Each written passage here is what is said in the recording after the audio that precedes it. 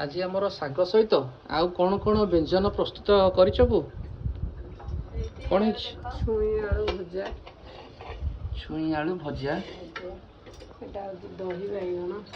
दही बैगण आलू भर्ता डाली ताकू डाली हरड़ डाली हरड़ डाली अच्छा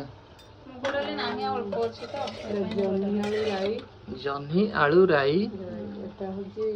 पाग जगो पाग पानी आ